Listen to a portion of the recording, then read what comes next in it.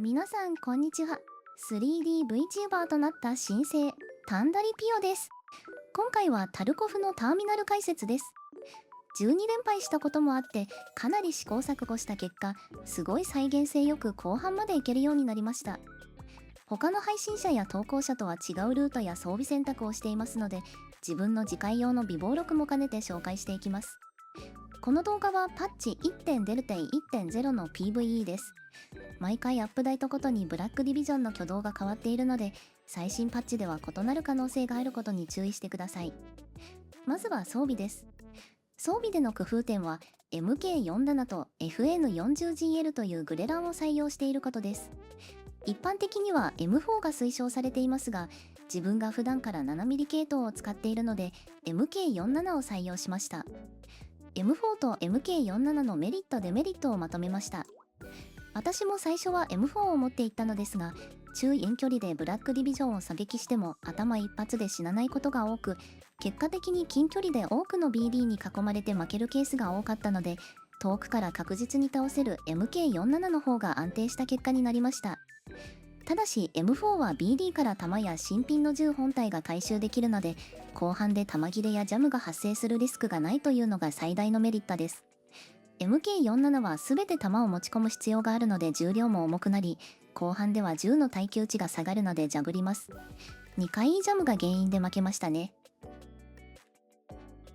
FN40GL は序盤の鬼門だったカードキーレアの攻略を大幅に楽にすることができました。ローグボスのビッグパイプが持っているので、一発だけでいいので持っていくと楽になりますよ。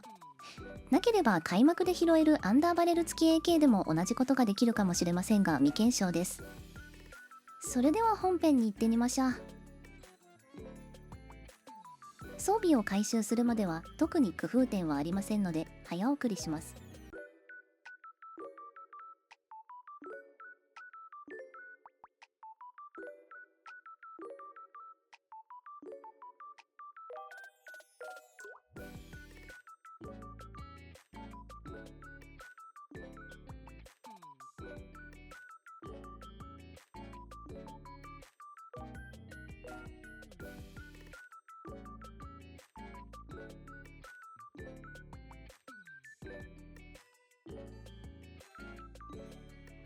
最初の鍵はデッドスカブに確定であり、その他には同じ部屋の机の上にも湧いてることがあります。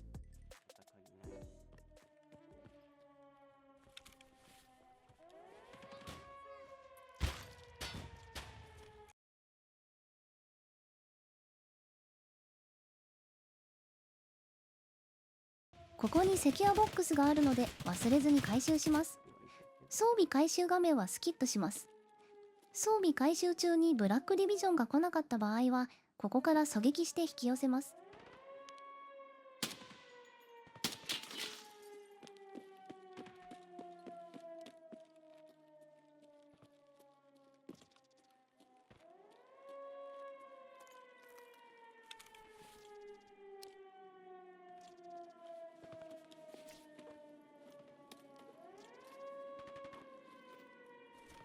ここと、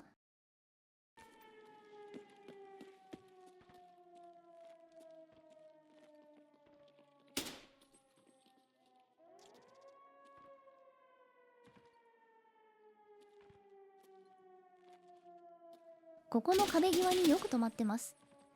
交互に移動しているので、移動中を狙うのもおすすめです。このパッチではブラックディビジョンはこの建物に入ってこないため、基本的にはこの位置に来たらブラックディビジョンを倒せば大丈夫です。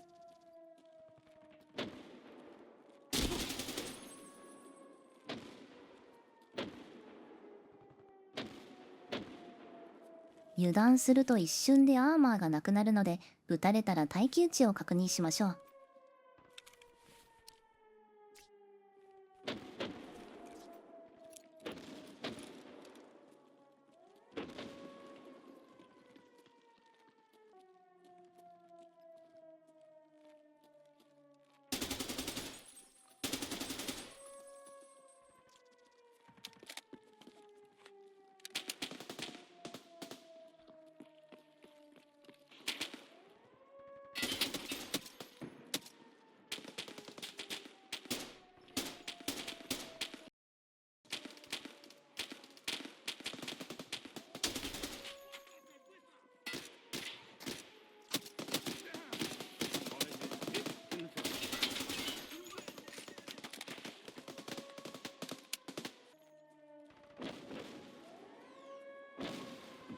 倒したらカードキーを持っていないかポケットを確認します。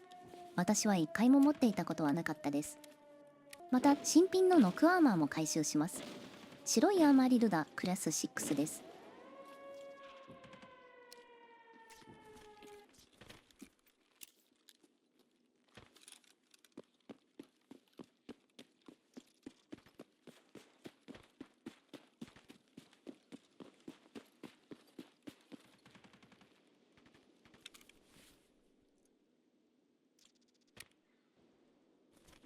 序盤の鬼門のカードキー部屋攻略です。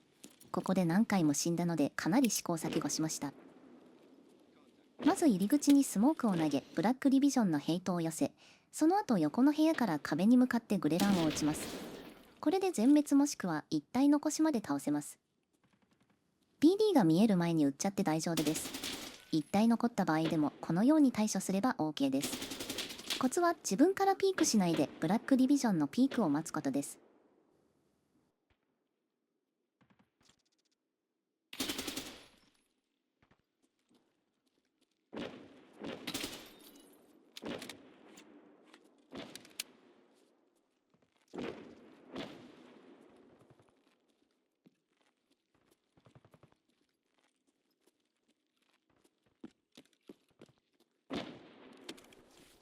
ここでグレランを持って行っていますが、結局一度も有効活用できたことがないのでいらないです。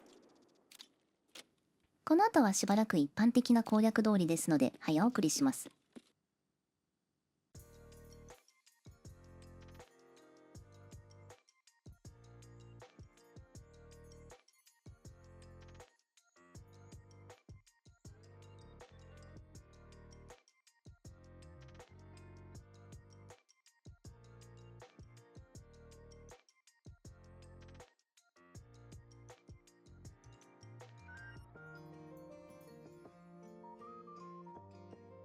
ここはフラグでスルーできるとありますが、結構な確率で気づかれるので気をつけましょう。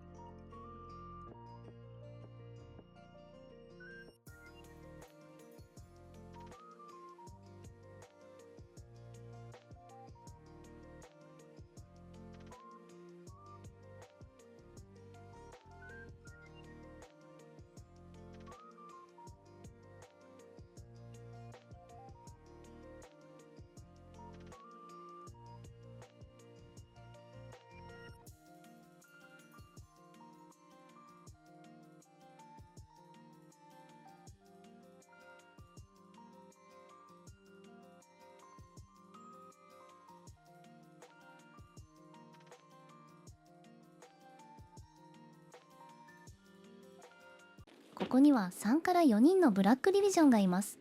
足音が聞こえたらこの箱の裏に戻り、しゃがみ D イン状態で倒すと安定します。今回は奥でスカブに倒されてたので2人だけしか来なかったです。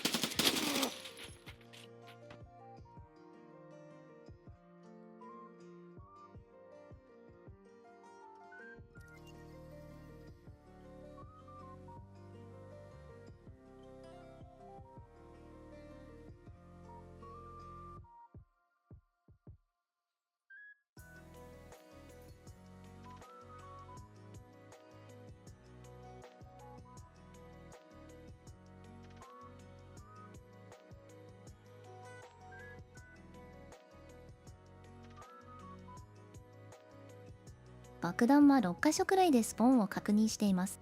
ここと、ここと、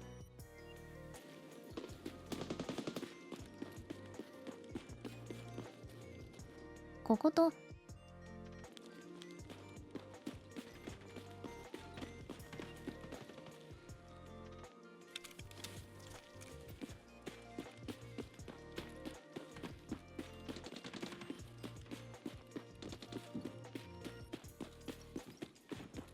ここと、ここと、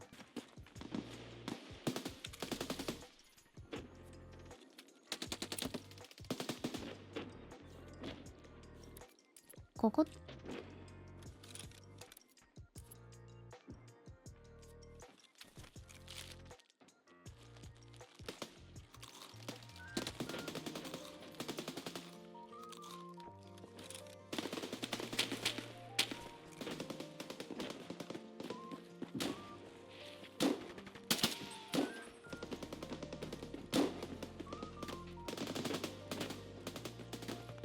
まにここの配電盤が壊れているので赤くなっていたら修理します。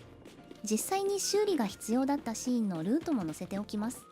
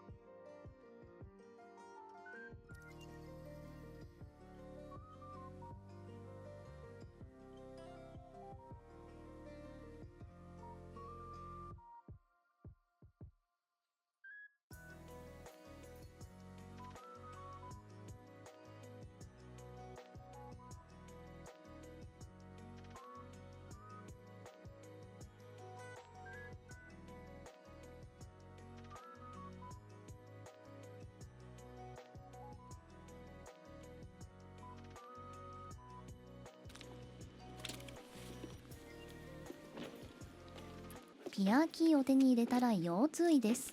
このパッチではランダムでブラックリビジョンがポンプ室の入り口まで進行してきていましたので、必ずクリアリングしましょう。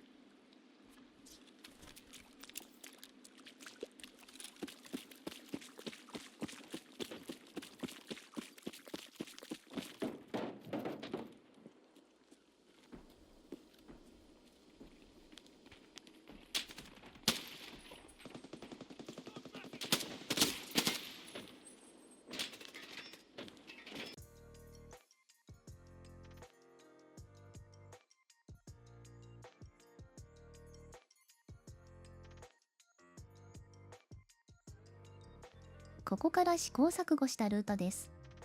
まずは対岸のブラックリビジョン4体をできる限り狙撃で倒します。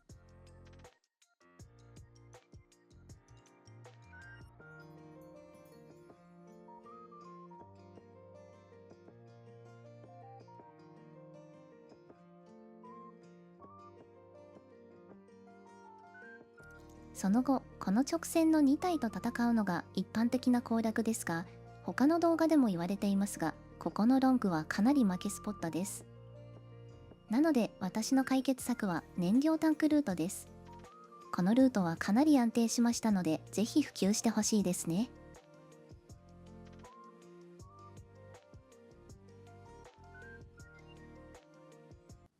一番最初の燃料タンクまで戻って対弾でブラックリビジョンを釣ります。有刺鉄線があるので来たタイミングが音でもわかるのが良い点です。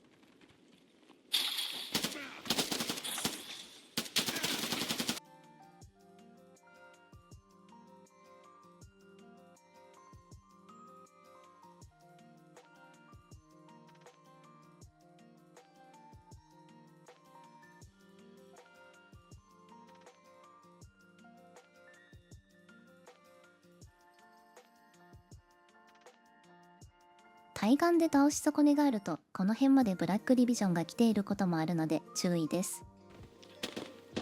ここからの攻略も工夫しています。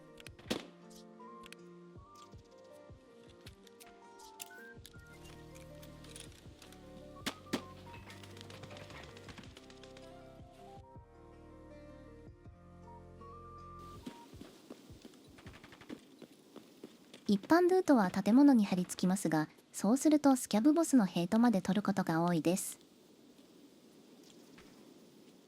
しかし海沿いを走ることでスキャブのヘイトを取ることなくやり過ごせます。今回もそうですが、スキャブボスとブラックディビジョンが敵対してどちらもやり過ごせることもあるので安定感が上がりました。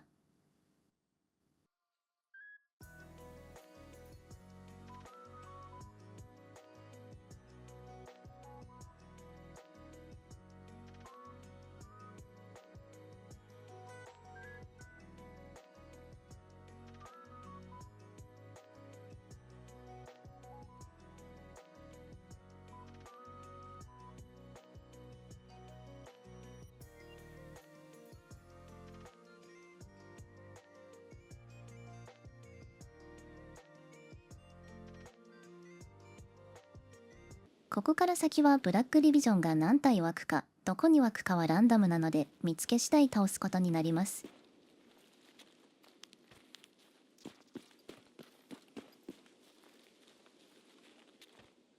MK47 ユーザーはそろそろジャムので、不安ならブラックディビジョンから M4 を取っておくと良いです。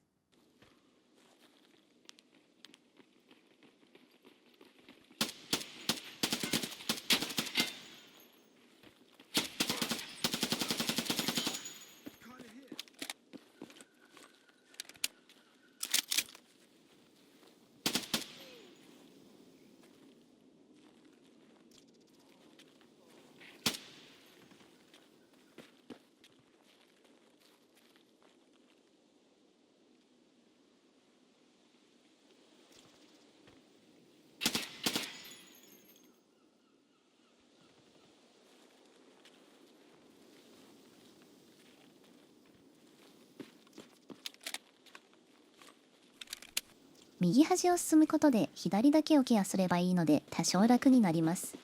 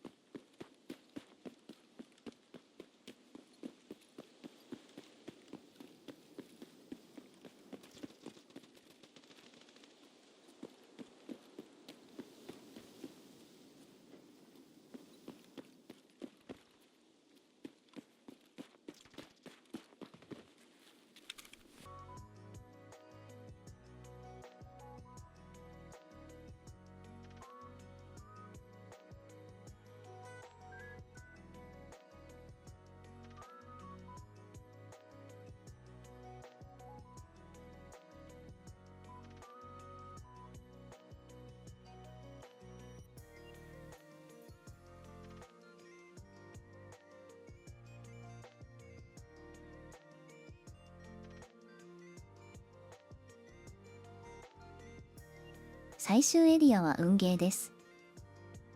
運がいいと味方が全滅させているケースもあるみたいです。私はいつも3、4体のブラックディビジョンが残ってました。結構角待ちもしていたので丁寧に進めましょう。